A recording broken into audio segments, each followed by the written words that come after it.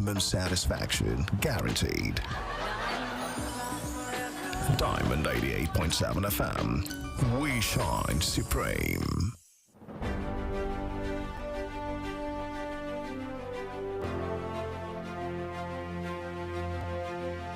From the news desk of Diamond 88.7 FM Ilorin, this is News on the Hour.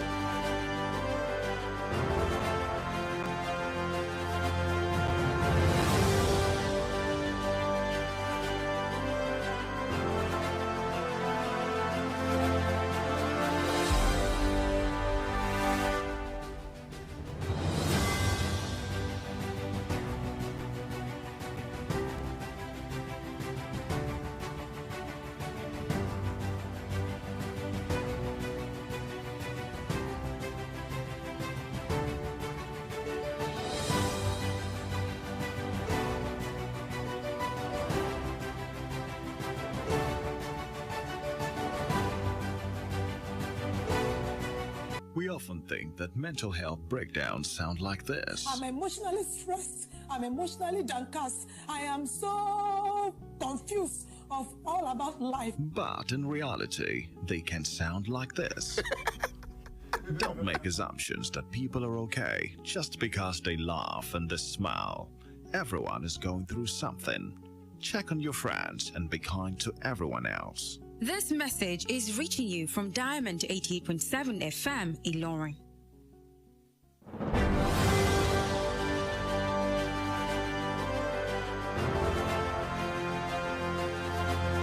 In the headlines, IG deploys special anti-bandit squads nationwide amid soaring insecurity. New Kwatma CEO charged to collaborate with state government on transportation reform. Kwara government to temporarily close Ibrahim Taiwo Road for asphalt works. Rep Oluwole Oke resigned from PDP after 6 terms in a house. And on the foreign scene, Indian security forces launched manhunt of perpetrators of terrorist attack in Kashmir. And in sports news, Egypt under-20 coach Osama Nabi commends players despite defeat to Nigeria. A very good afternoon to you and thank you for staying with us in Diamond 88.7 FM. And Lauren, this is the news on the hour. I am Bisola Uduwale Suleiman. We'll bring you details of the news after this break. Do stay with us.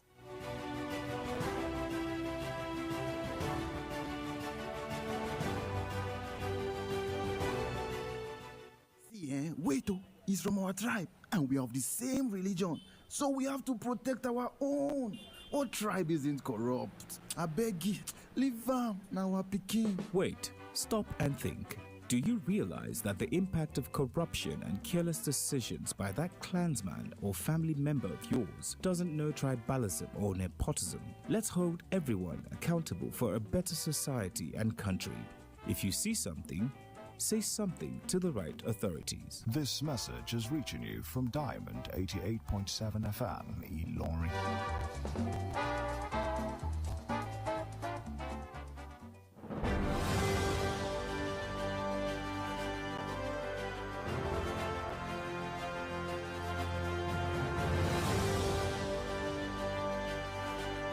Ordered the nationwide deployment of special anti-bandit squads, marking a major escalation in the fight against violent crime across the country.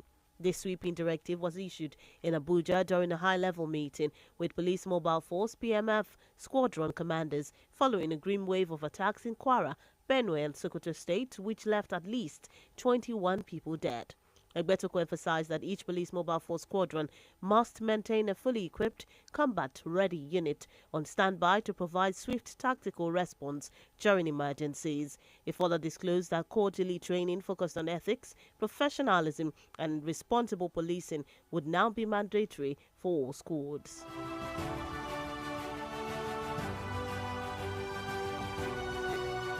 Meanwhile, the Kwara State government has announced the full closure of Ibrahim Taiwo Road, Taiwo Saleh, Ilorin, beginning Wednesday, April 23, to facilitate asphalt laying as part of the ongoing road rehabilitation project in the area. According to the Honorable Commissioner for Works, Engineer Abdulkawi Olododo, the closure is a critical phase in the rehabilitation effort aimed at providing improving road quality and enhancing urban mobility in line with the administration's broader urban renewal agenda. Engineer Olododo further expressed the government's appreciation for the public's patience, emphasizing that the inconvenience is temporary but necessary for long-term improvement. In a statement released by Olajide Abolari, Press Secretary to the Ministry of Works, residents and commuters are advised to obey traffic directives and plan alternative routes during the construction period.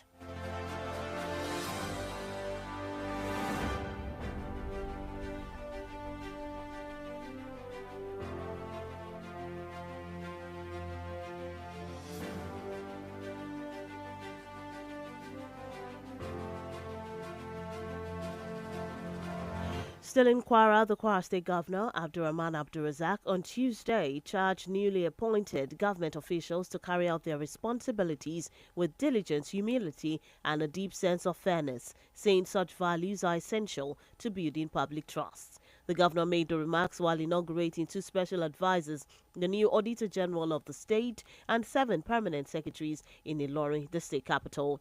Describing the appointments as a privilege to serve both God and humanity, Governor Abdulrazak urged the new officials to justify the confidence reposed in them by working for the progress of the state. In a statement issued by his Chief Press Secretary, Rafiu Ajakaye, the governor emphasized the importance of commitment to ethical standards in public service. The Kwara State government has officially decorated Suleiman Abdullahi Oba as the new Chief Executive Officer CEO of the Kwara State Road Traffic Management Authority (KWATMA), with a charge to strengthen collaboration with the Ministry of Transport and other stakeholders to enhance transportation in the state. At a brief ceremony to mark the occasion, the Honorable Commissioner for Transport, Alhaji Lafia Korasabi, expressed confidence in Oba's capacity to lead KWATMA into a new era of efficiency and professionalism. In his acceptance speech, as conveyed in a statement by Olawiyi Gani Olaleko, head of media and public relations at KWATMA, Oba expressed gratitude to the state government.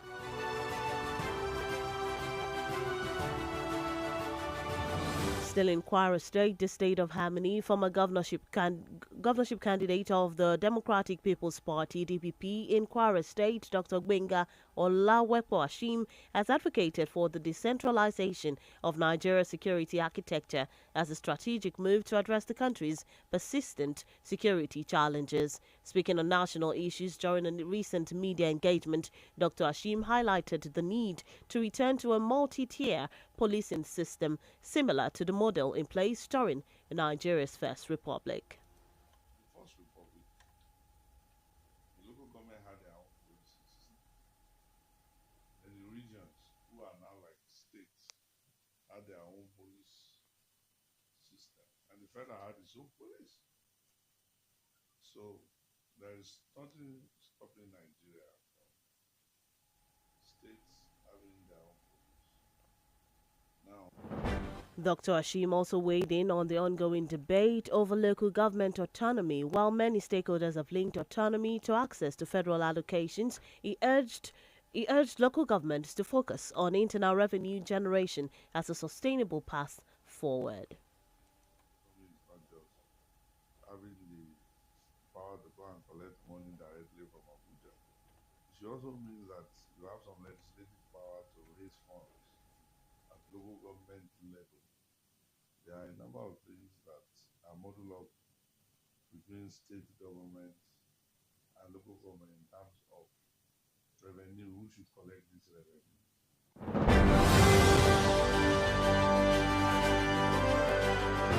And on the 2027 general elections, the founding member of the People's Democratic Party called on Nigerians to hold political leaders accountable through the ballot.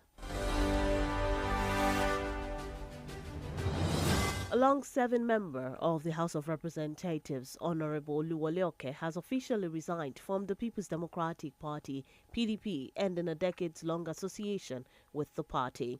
Oke, who represents the Obokunriade Federal Constituency in Osun State, is currently serving his sixth term in the Green Chamber. He announced his decision in a letter dated April 16, 2025. The resignation letter addressed to the PDP chairman in Ward 7 Oboko local government area. In his resignation message, Oke also called on his loyalists and supporters to withdraw from the PDP and await further directives on the next steps in his political journey.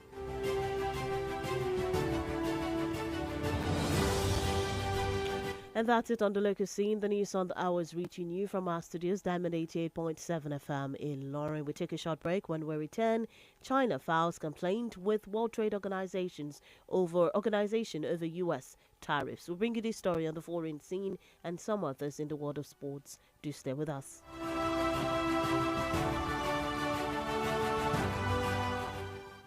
Follow us on social media, Facebook, Twitter, and Instagram at Diamond 887 FM. Diamond FM, shining supreme.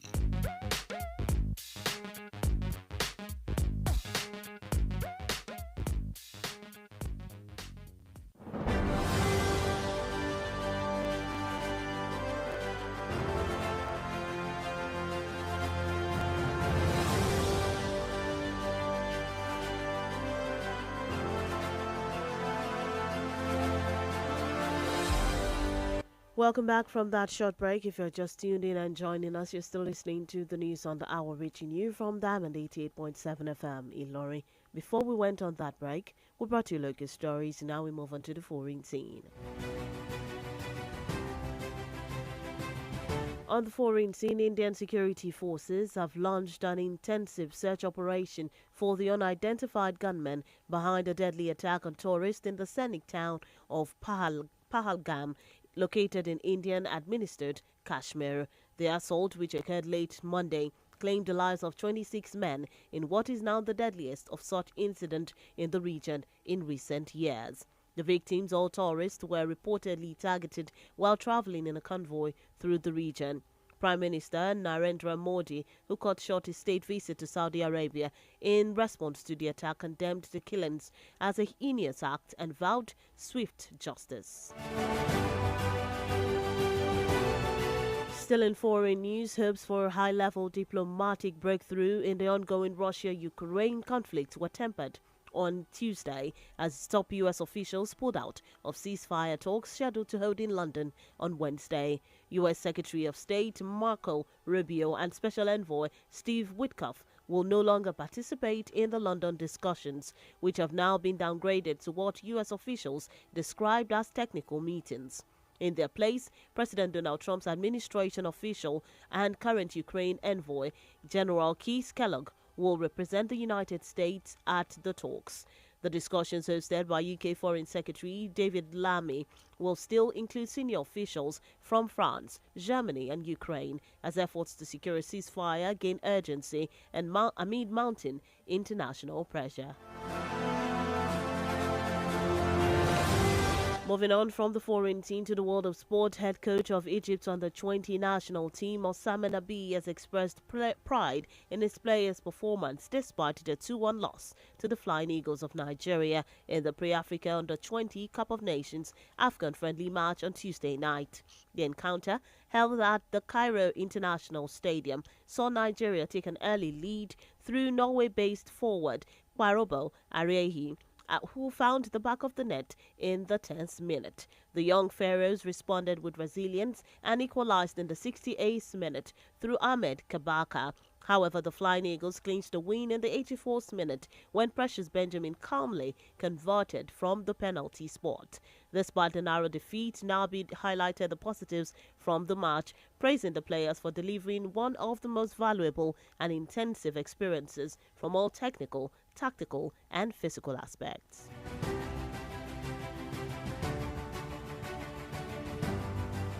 Still in sports news and in a very sad story, the Kwara State Sports Commission, KWSC, has expressed deep sorrow over the tragic death of Musa Ismail Adeyinka, a veteran badminton player who lost his life during a rainstorm at the Niger Basin Badminton Facility in Ilorin on Tuesday. In a condolence statement signed by the executive chairman of the commission, Coach Bola Magaji, the incident was described as deeply unfortunate, with heartfelt prayers extended to the bereaved family. Musa Ismail Adeyinka was well known and respected in the Kwara sports community for his long-standing contributions to badminton. And that's it in the world of sport. With that, we've come to the end of the news on the hour for today. But before we go, here is a recap of the major highlights brought to you.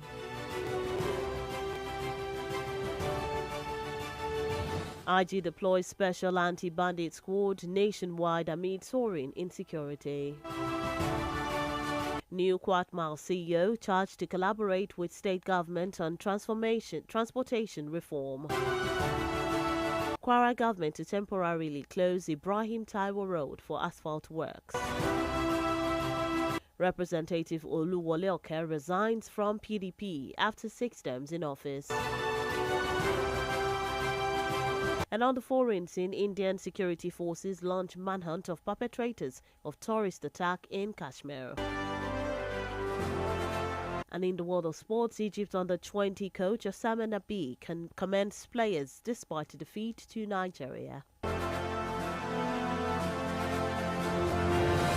Before we wrap up the news this afternoon, we go to our Today in History segment. Did you know that on this day, in April 1998, a tragic explosion occurred in Lagos, resulting in the deaths of at least 3 individuals. The incident took place under the military regime of General Sani Abacha just 2 days before legislative elections scheduled for April 25, 1998. Now you know. For news coverage or information about happenings around you, kindly contact the Diamond FM newsroom number on 09160627526 09160627526.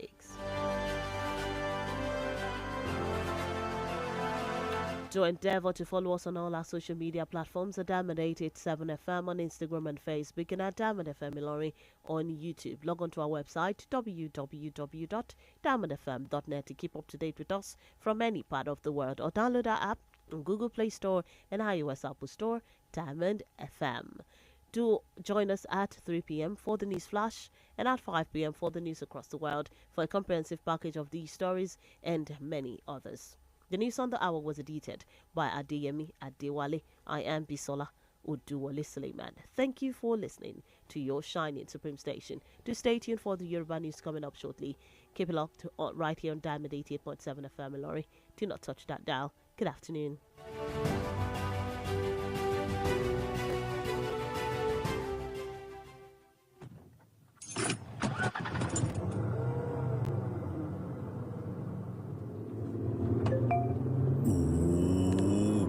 This person really text me now.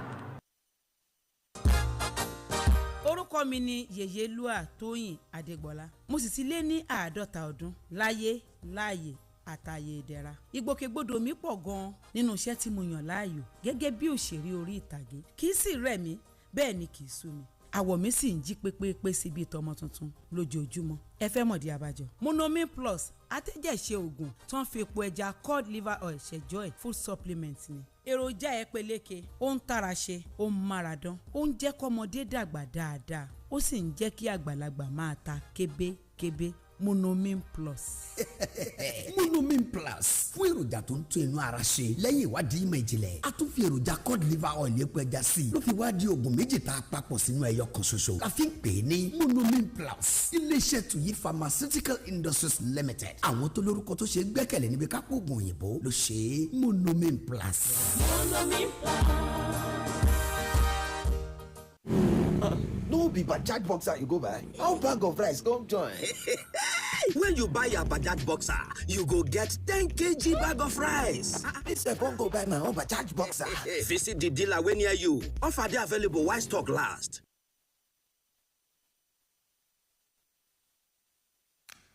ní gbogbo ìṣẹ́jú àti wákàtí lẹ ó fi máa gbádùn ojúlówó àwọn ètò ní ilé iṣẹ́ tiwa. Kò sí àṣàdànù nínú àwọn àlàkalẹ̀ ètò ní ìkànnì tí ẹ ti mọ̀ bí ẹni mowó Diamond 88.7 FM. Ẹ lọ fọkàn balẹ̀. Bó bá jẹ́ lẹ́ka eré ìdárayá, ìfikùnlukùn, lẹ́ka àmúlùdùn, eré oníṣe àti àwọn orin aládìídùn fún ìgbádùn tiyín nìkan ni o. Diamond FM, ìkànnì tó ń tàn yẹrin yẹrin.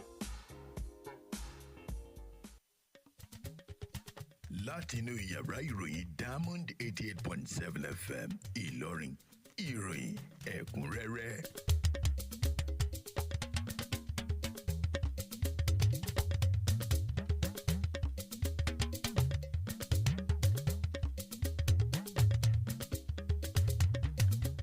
ṣáájú ẹ̀gbọ́ àwọn kókó tó wà nínú ìròyìn náà.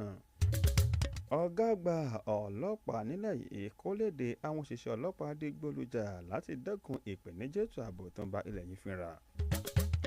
àjọ Kwatman anira tuntun ní ìpínlẹ̀ Kwara.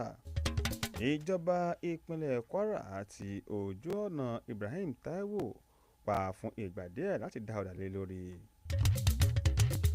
ọmọlẹ́gbẹ̀mọ̀ aṣojú-ṣòfinlẹ̀ yìí láti ìpínlẹ̀ Ọ̀ṣun ọ̀kẹ́ kúrò nínú ẹgbẹ́ òṣèlú alábùradà PDP. ní ilẹ̀ òkèrè àwọn òṣìṣẹ́ aláàbò nílẹ̀ India bẹ̀rẹ̀ ìgbésẹ̀ láti ṣe àwárí àwọn èèyàn kan tó ṣe ìkọlù sí àwọn arìnrìnàjò afẹ́ ní Kashmir. olùkọ́ni fún ikọ̀ àgbábọ́ọ̀lù ilẹ̀ Egypt Nabi gbóṣùbára bàdẹ fún ikọ̀ rẹ̀ pé wọ́n ṣe fìdírẹmi sọ́wọ́ ikọ̀ Fly Eagles tilẹ̀ yìí. ẹ̀ka sàn àkíwá pé a kò ṣe wàtòrọ̀ ìròyìn pẹ́ẹ́rẹ́ láti ìkànnì Diamond 88.7 tó wà ní Ìlọrin ní ìpínlẹ̀ Kwara. Táíwò Adéyẹmí ìròyìn ẹ̀rẹ́gbẹ́wà kẹ̀tẹ̀kẹ̀tẹ̀ jákèjádò àgbáláyé ní ojú ìtàkùn www.diamondfm.net. ẹ̀kọ́ náà ń bọ̀ lẹ́yìn ìsinmi ráńpẹ́ yìí. lẹ́ẹ̀kan sí akínyìn pé ẹ kú ìkàlẹ̀.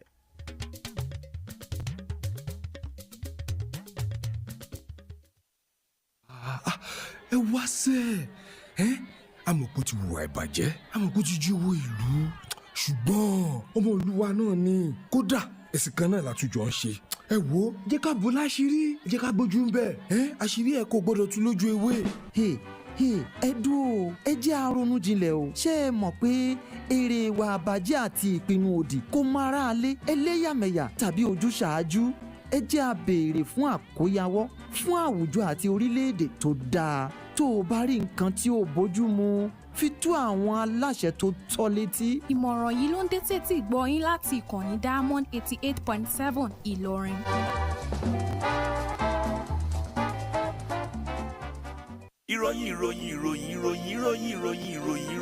ìròyìn ẹ̀kúnrẹ́rẹ́ láti ilé iṣẹ́ Diamond FM.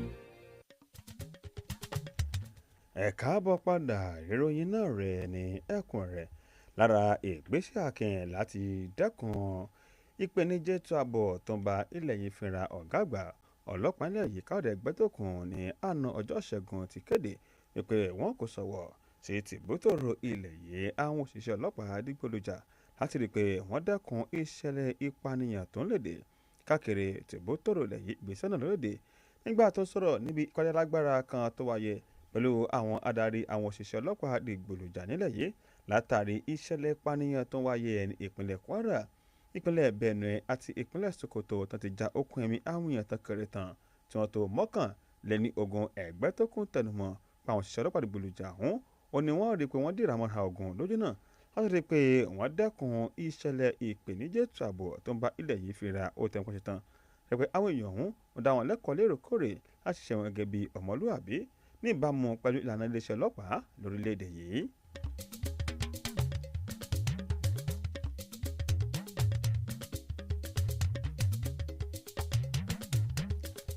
ní ìpínlẹ̀ Kwara, ìjọba ìpínlẹ̀ Kwara ti kéde wípé wọ́n ti òjọ́nà Ibrahim Taiwo sàlẹ̀pà fúngbà díẹ̀ tó wà nílùú Ìlọrin bẹ̀rẹ̀ láti òní ọjọ́rú ọjọ́ 23 oṣù kẹrin láti rí i pé wọ́n dá ọ̀dà sórí ọ̀nà ọ̀hún tí wọ́n ń ṣe lọ́wọ́ tìjáde kan tó léde. Nígbà tó ń sọ̀rọ̀ ẹni tó jẹ́ kọmíṣánná fún iṣẹ́ òde ní ìpínlẹ̀ Kwara onímọ̀-ẹ̀rọ Abdulkawi Olódodo ṣàlàyé pé ìgbésẹ̀ náà ni yóò léde pẹ̀lú àtúnṣe tó ń lọ lórí ọ̀nà ọ̀hún. onímọ̀ Olódodo tẹnumọ́ wípé ìjọba ló mọ̀ lórí àwọn olùgbé ìlú Ìlọrin pàápàá jùlọ fún sùúrù tí wọ́n ní. Ó tẹnumọ́ pé sùúrù ọ̀hún ló jẹ́ sùúrù tó nọjọ́ fún ìdàgbàsókè ní ìpínlẹ̀ Kwara. àtìjáde ọ̀hún tó buwọ́lù látọwọ́ Ọlájídé Àbọ́lárìn tó jẹ́ akọ̀wé ìròyìn nílé iṣẹ́ ìjọba ìpínlẹ̀ Kwara tó ń sí iṣẹ́ òde ké sí àwọn olùgbé ìlú Ìlọrin àti àwọn awakọ̀ kan bọ̀wọ̀ fún ìlànà ìwakọ̀ ní àkókò náà.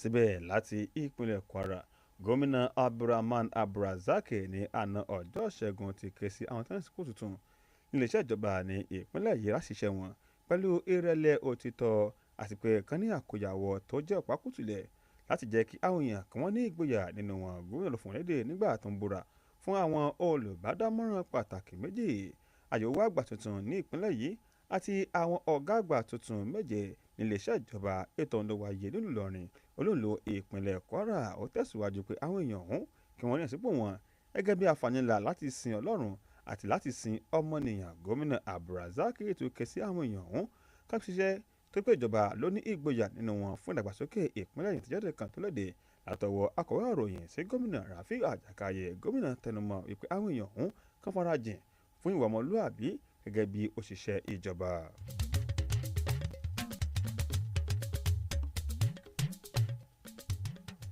Ìjọba ìpínlẹ̀ Kwara ti fi okùn Sulaiman Abdullahi Ọba gẹ́gẹ́ bí adarí tuntun fún àjọ tó ń rí sí ìrìnnà ọkọ̀ ní ìpínlẹ̀ Kwara Patma tánṣe kẹsì kápọ̀ lọ́síjọba ìpínlẹ̀ Kwara tó ń rí sí ìrìnnà ọkọ̀ àtàwọn tọ́rọ̀ kàn pápá jùlọ ní ẹ̀ka ìrìnnà ọkọ̀ ní ìpínlẹ̀ yìí. Inú ipò ráńpẹ́ ọ̀hún tó wáyé kọmíṣánná fún ìrìnnà ọkọ̀ ní ìpínlẹ̀ yìí Alhaji Láfíà Kòrásàbí ṣàlàyé wípé ọba òun ní ìjọba nígbìyà nínú rẹ̀ kó iṣẹ́ rẹ̀ gẹ́gẹ́ bí ọmọlúàbí ó sì gbàjọ Patma lọ sí ìpele tó kàn. Nígbà tó ń sọ̀rọ̀ ọba tẹnumọ́ wípé òun dúpẹ́ lọ́wọ́ ìṣàkóso gómìnà Abdulrahman Abdulrazak tí wọ́n yàn sípò ọ̀hún. àtìjáde ọ̀hún tó léde látọwọ́ ẹni tó jẹ́ alukoro fún iléeṣẹ́ àjọ Patma Ọláwòye Gani Ọlálékan tẹnumọ́ wípé ọba fẹ̀mí ìrìnà sí ìjọba ìpínlẹ̀ Kwara.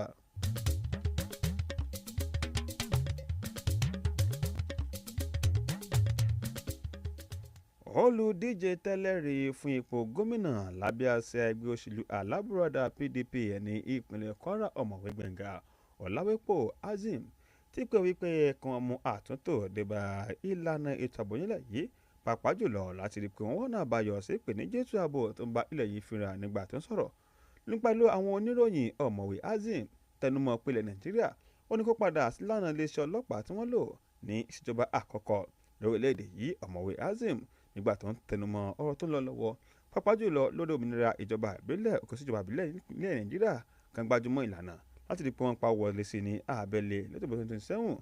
Azim ké sí àwọn ọmọ ilẹ̀ yìí ó tẹnumọ́ pé kí wọ́n pè fún àkóyawọ́ nígbà tó bá rí pé wọ́n dìbò kan fi ìbò wọn pè fàkóyawọ́ lọ́wọ́ àwọn èèyàn tó fẹ́ yàn sípò ìjọba ní ilẹ̀ yìí. Láti ìpínlẹ̀ Ọ̀ṣun, ọmọlẹ́gbẹ̀mọ aṣojú-ṣòfin ilẹ̀ yìí ọ̀nàrẹ́bù Olúwọlé Ọ̀kẹ́ ti kúrò nínú ẹgbẹ́ òṣèlú alábùradà PDP ti ìpínlẹ̀ Ọ̀ṣun tó ti wà fún ọ̀pọ̀lọpọ̀ ọdún. Ọ̀kẹ́ tó ń ṣojú àwọn èèyàn ẹkùn ìdìbò Òbòkun Oríadé ní ìpínlẹ̀ Ọ̀ṣun ló wà ní sáà kẹfà ní ilé-ìgbìmọ̀ aṣojú-ṣòfin ilẹ̀ yìí. Ó kéde ọ̀hún ní ìwé kan tó kọ ní ọjọ́ 16 oṣù kẹrin ọdún tá a wà yìí. Nínú ìwé ọ̀hún tó kọ sí alága ẹgbẹ́ òṣèlú alábùradà PDP ní wọ́ọ̀dù keje ní Òbòkun ní ìjọba ìbílẹ̀ Òbòkun ní ìpínlẹ̀ Ọ̀ṣun. ó wá ké sí alátìlẹ́yìn rẹ̀ kankan di pé àwọn náà kúrò nínú ẹgbẹ́ òṣèlú alábùradà PDP kan sì dúró de ìgbésẹ̀ tí ó kàn lẹ́yìn ìwé ọ̀hún tó ti kọ léde. ìròyìn ẹ̀kúnrẹ́rẹ́ ni amúwáṣe tí gbọ̀nyìn láti ìkànnì Diamond 88.7 tó wà nílọrin ní ìpínlẹ̀ Kwara. Lẹ́yìn ìsinmi ráńpẹ́ yìí a lọ sílé òkèrè níbi tí òṣìṣẹ́ aláàbò nílẹ̀ India ti bẹ̀rẹ̀ ìwádìí tó nípọn láti ṣàwárí àwọn èèyàn tó ja okùn ẹ̀mí àwọn èèyàn kan tí wọ́n jẹ́ arìnrìnàjò afẹ́ ní agbègbè Kashmir ní ilẹ̀ ọ̀hún lẹ́ẹ̀kan sí akínyìn pé ẹ kú ìkàlẹ̀.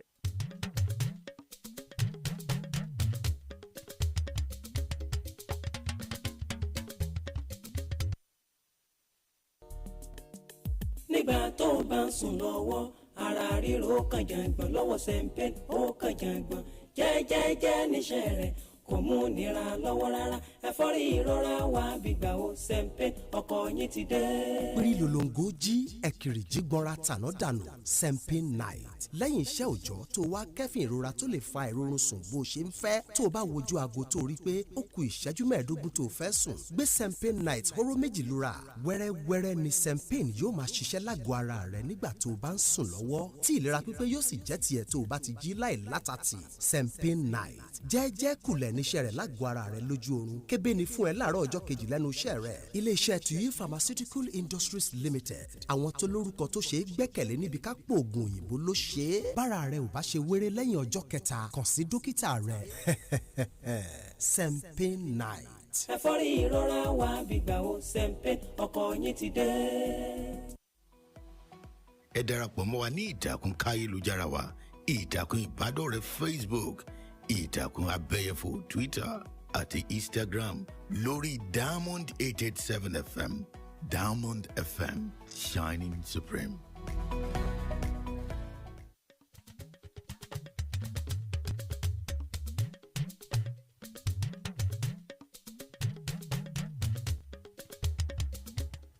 ẹ káàbọ̀ padà ìròyìn ẹ̀kúnrẹ́rẹ́ ni àmúwáṣe etí gbọ́ yín láti ìkànnì Diamond 88.7 tó wà ní Ìlọrin ní ìpínlẹ̀ Kwara. ìròyìn ọ̀hún tẹ̀síwájú ní ilé òkèrè àwọn òṣìṣẹ́ aláàbò nílẹ̀ India ti bẹ̀rẹ̀ ìwádìí tó lágbára láti ṣe àwárí àwọn agbébọn kan tó ṣe ìkọlù tó sì já okùn ẹ̀mí àwọn arìnrìnàjò afẹ́ ní agbègbè Bahangam tó wà ní Kashmir tí ilẹ̀ India ń darí rẹ̀ lọ́wọ́ ìkọlù ọ̀hún ló wáyé ní àṣálẹ́ ọjọ́ ajé Monday tó jẹ́ pé ó já okùn ẹ̀mí àwọn ọkùnrin tí wọ́n tó mẹ́rìnlélọ́gbọ̀n tó jẹ́ ìkọlù tó lágbára jùlọ tó wáyé ní agbègbè ọ̀hún. olóòtú ìjọba ilẹ̀ India Narendra Modi báyìí ti padà sílé látàrí ọ̀rọ̀ ọ̀hún láti ilẹ̀ Saudi Arabia. ó ti bẹnu àtẹ́lu ìkọlù ọ̀hún tó wáyé pẹ̀lú ẹ̀jẹ̀ láti rí i pé wọ́n fojú àwọn ọ̀bàyéjẹ́ ọ̀hún kó ata òfin.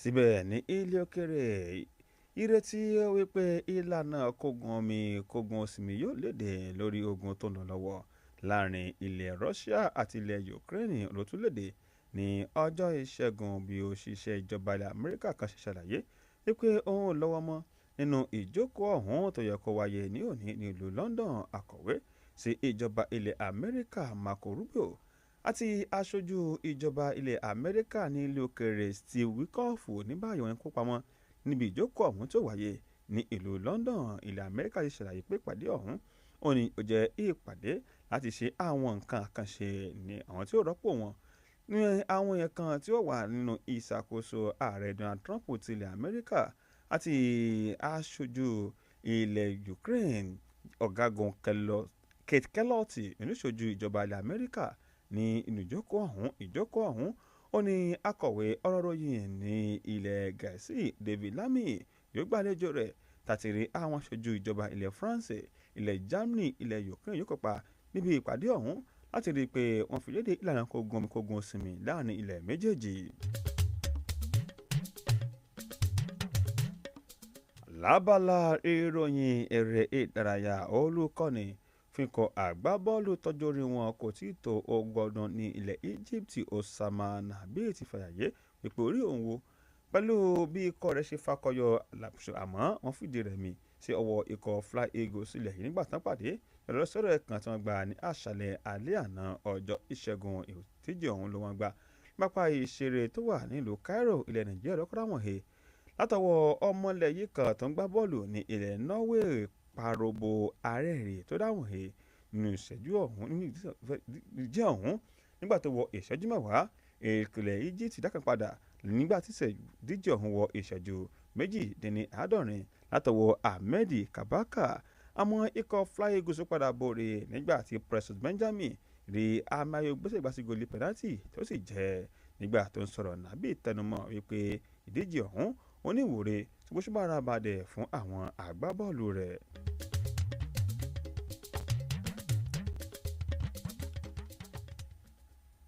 agbábọ́ọ̀lù eré ìdárayá ní ìpínlẹ̀ Kwara ti dárò látàrí ìpapòdà Musa Ismaila Adéyínká tó jẹ́ ọ̀jìnmí tó ń gba badminton tó pàdánù ẹ̀mí rẹ̀ látàrí ìjì-líle kan tó fẹ́ ní pápá ìṣeré badminton Niger Basin nílùú Ìlọrin ní àná ọjọ́ Ìṣẹ́gun nínú iṣẹ́ ìbánikẹ́dùn tí alága àjọ ọ̀hún olùkọ́ni Bọ́lá Mọ́gàjí Buwọ́lù ṣàlàyé wípé àwọn dárò pẹ̀lú àwọn mọ̀lẹ́bí olóògbé Musa Ismaila Adéyínká ló jẹ́ ọ̀jìnmí tó gbajúgbajà ní eré ìdárayá ẹ̀ka badminton ní ìpínlẹ̀ Kwara.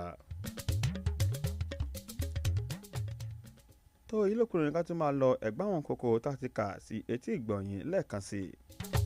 a kà fún yín pé ọ̀gá àgbà ọlọ́pàá nílẹ̀ yìí ti ṣèlérí láti kọ́lédè àwọn òṣìṣẹ́ ọlọ́pàá adigbolujà káàkiri tìbútòrò lẹ̀ yìí láti ṣẹ́gun ìpèníjà ètò ààbò tó ń ba ilẹ̀ yìí fínra. a kà fún yín pé adájọ́ tó ti léde fún àjọ katma ní ìpínlẹ̀ Kwara. àti ká fún yín nípínlẹ̀ Kwara wípé ìjọba ìpínlẹ̀ yìí yóò ti ojú ọ̀nà Ibrahim Taiwo Sàlẹ̀pà fún ìgbà díẹ̀ láti ṣe iṣẹ́ àkànṣe ní ojú ọ̀nà ọ̀hún.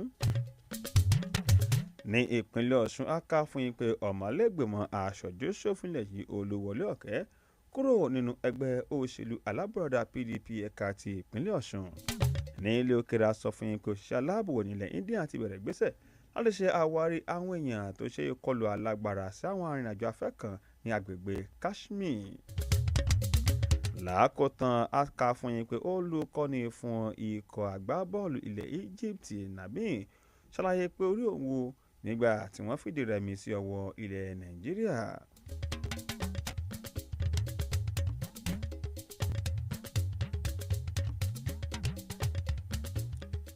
lọ́jọ́ ní ọdún 1998 ìṣẹ̀lẹ̀ adolóró kan ló dún ní ìlú Èkó tó sì jẹ́ pé ó já ó kẹ́mi àwọn èèyàn kan tó wọ́n kéré tó fẹ́ tó mẹ́ta. ìṣẹ̀lẹ̀ ló wáyé lábẹ́ ìṣàkóso ológun lẹ́yìn tí ọ̀gágun Sani Abacha bí ẹ̀ ṣe ń gbáradì fún ètò ìdìbò ìlẹ́gbẹ̀mọ aṣòfin tí ó wáyé tó yẹ kó wáyé ní ọjọ́ kẹẹ̀ẹ́dọ́gbọ̀n oṣù kẹrin ọdún 1998. ní báyìí ẹ ti mọ̀ ẹ lè pè sórí nọ́mbà yìí 09160627526 09160627526 fún òyìn tó bá lọ ní agbègbè yín Adéyẹmí Adéwálé ní olóòtú ìròyìn Táíwò Adéyẹmí olóòtú tó kà á ṣètì ìgbọ̀nyìn ẹ ṣé gan tí ẹ ń gbọ́ ìkànnì Dáhámọ́dé 88.7 tó wà ní Ìlọrin ní ìpínlẹ̀ Kwara lẹ́ẹ̀kan sí akínyìn pé ẹ yá ṣe o.